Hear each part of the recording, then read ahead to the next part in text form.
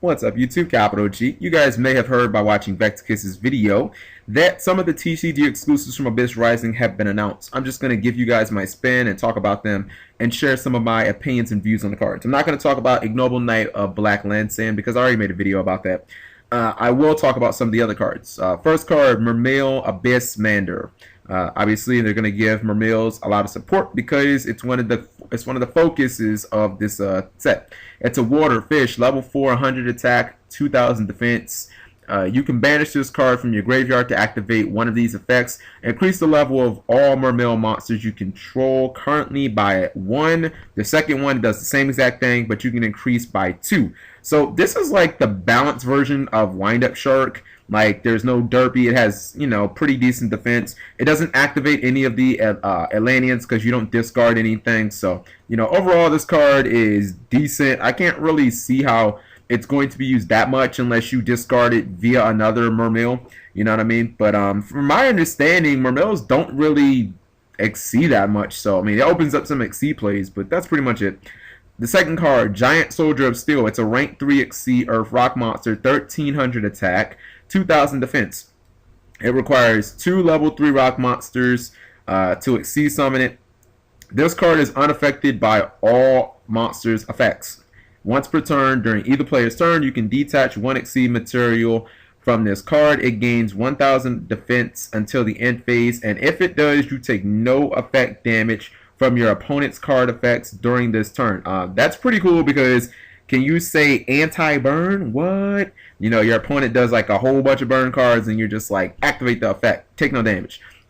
Outside of Giant Soldier of Stone, which came out way back when, I don't know of a ton of level 3 rock monsters, although I would assume that there are a bunch of them in this set. Now, this card is actually really good. I mean, you can't kill it, you can't target it with any monster effects, no Caius, no Insector Hornets, none of that garbage. And then you're also going to be able to put this guy at 3000 defense, so how easy is it going to be to run over? I mean, that guy can stand up to a Blackluster Soldier attack.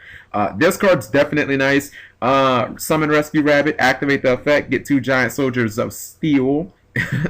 Exceed summoning this guy. Another card, Attack the Moon. It's a continuous spell. Once per turn, when the battle position of a rock monster you control changes, you can target one spell or trap your opponent controls. Destroy that target. This is pretty good. It'd be really nice if... I don't think Dream Clown is rock, right? If Dream Clown is rock, oh my goodness, make a fucking deck around this with stumbling and stuff like that. I don't think Dream Clown is rock, but this card definitely has potential. As long as you can keep it on the field, you can just keep going offense, defense, and just blowing up stuff on your opponent's side of the field. This card's really basic, and again, I like the design of it.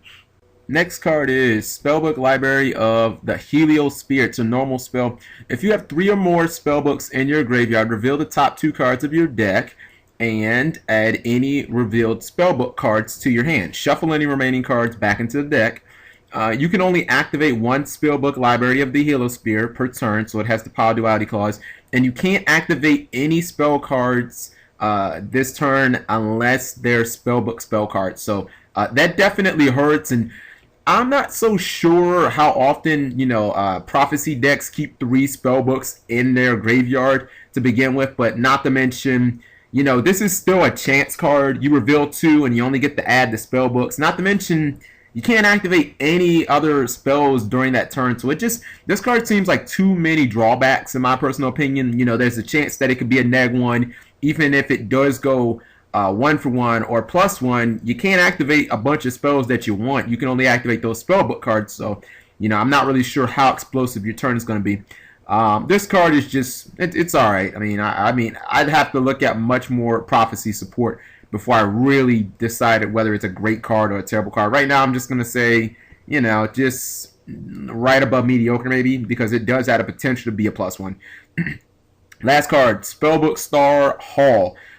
Each time a spellbook card is activated, you can place a spell counter on the card. All spellcaster monsters you control gain 100 attack for each spell counter on the card. When this card is destroyed and sent to the graveyard, you can add 1 spellcaster monster from your deck to your hand whose levels are equal to the number of spell counters that were on the card. All right, first thing has to go to the graveyard. So if your opponent has macro, it won't work. This card seems okay. You just have to activate a bunch of spell books really quickly. My problem with it is, and maybe this is something that prophecy monsters might be able to do themselves, but the card has to be destroyed and you can't send it to the graveyard. Like, you can't self-trigger it. You know what I mean? So you have to use like a heavy storm, or your opponent has to MST it, or, you know, Black Rose it or something. So with that clause, chances are your opponent's probably going to try and play around it, going to leave it on the field so it has a bajillion spell counters. So maybe there's another way that prophecy monsters can use the spell counters. Right now, I'm seeing that as the major fallback, unless they start making prophecy monsters that can, you know, blow up any card on the field. If they've got that, well, I think the High Priestess can, but outside of that, you know what I mean, it might be a little difficult. And plus, with High Priestess, even if she can blow up any card on the field, I'm not sure if it's just your opponent's or not. You probably want to save that just for your opponent anyway. So this card's okay. If there's ways that you can blow up your opponent's cards and your cards, then this card definitely gets a lot more playable. Tell me what you guys think of the cards. Talk to you guys later.